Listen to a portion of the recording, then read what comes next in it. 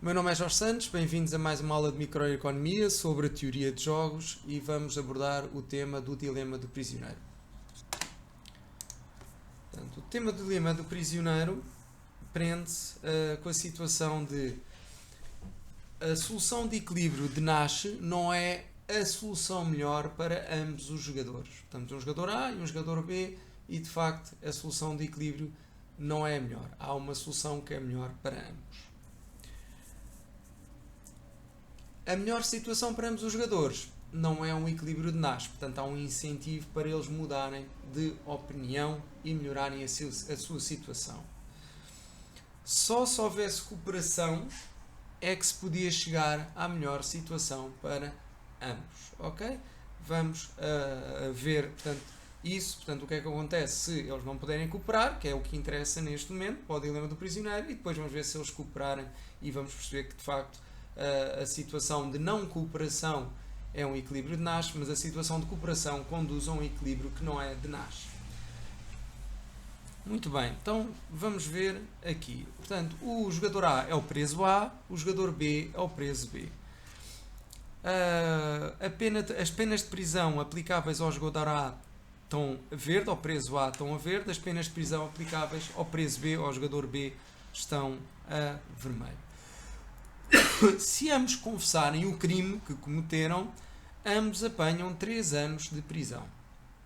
Se ambos não confessarem o crime, como não há provas para mais, ok? Isto é uma das condições para se perceber isto, não há provas, a polícia não tem provas, e se ninguém falar, eles no máximo apanham 1 ano de prisão cada um com as provas que a polícia tem. Contudo, se houver a situação de um confessa e outro não confessar, o que confessa vai ser beneficiado. É um incentivo que a polícia dá a dizer a verdade. Portanto, se por acaso o jogador B, o preso B, confessa e o jogador A não confessa, o jogador B, ou seja, o preso B, sai livre e o preso A apanha 6 anos de prisão. Por acaso, se for ao contrário, se for o preso A a confessar e o preso B que não confessa, o preso B apanha 6 anos de prisão e o preso A sai em liberdade. Ok?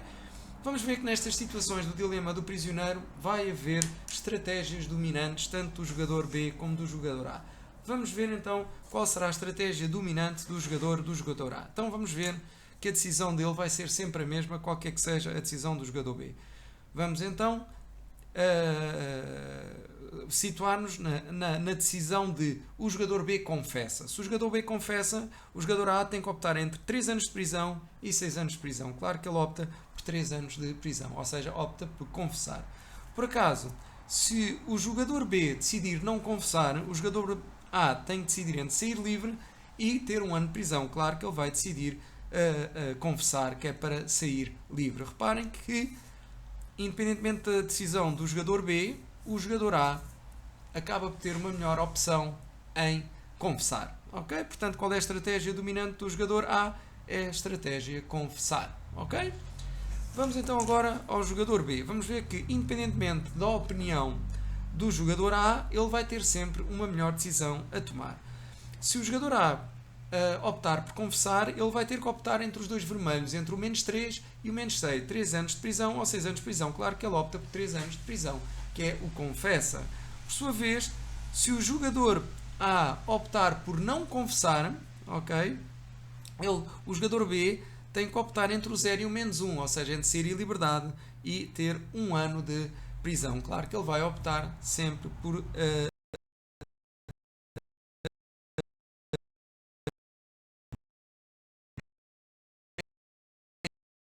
o jogador A confesse, ele opta pelo menos 3 em detrimento do menos 6. Se o jogador A for não confessar, ele opta pelo 0 em detrimento do menos 1. A decisão é sempre a mesma, portanto, vamos ter sempre o confessa como uma estratégia dominante do jogador B. Então, a solução de equilíbrio será, pois, confessa, que é esta que está aqui, menos 3, menos 3. Vamos ver, então, que não há qualquer, é um equilíbrio de Nash, que não há qualquer incentivo de facto, eles mudarem a sua opinião.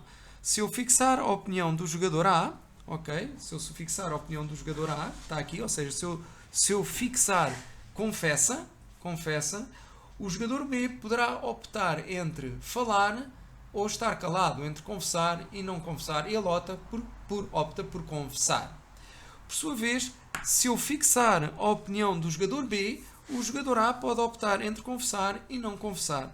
Se ele confessa, apanha 3 anos de prisão. Se ele confessa, apanha 3 anos de prisão. Se não confessar, está difícil.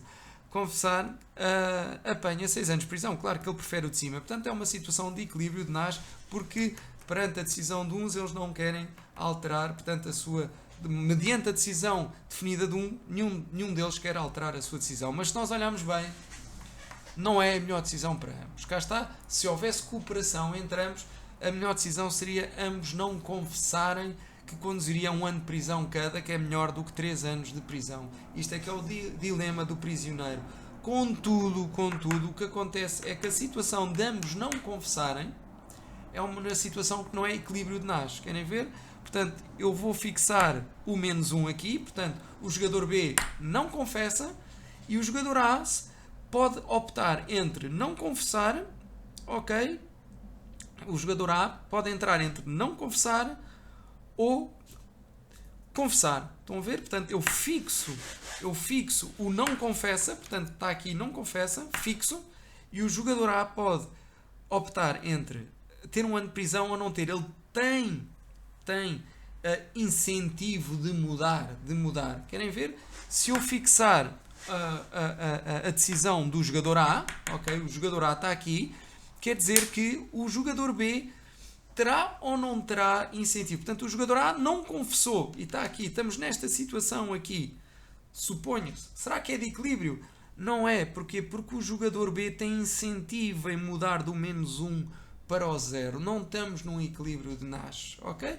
Pronto, esta é a situação do dilema do prisioneiro, em que a melhor situação, se eles não souberem qual é a decisão que cada um deles vai tomar, vai ser uma situação de equilíbrio, mas pior do que uma situação que de facto resultaria de um conluio e de uma combinação entre eles, que seria uma situação não equilíbrio de Nash, porque eles poderiam ter incentivo para melhorarem, portanto, a sua pena ou reduzirem a sua pena. Muito obrigado pela vossa atenção.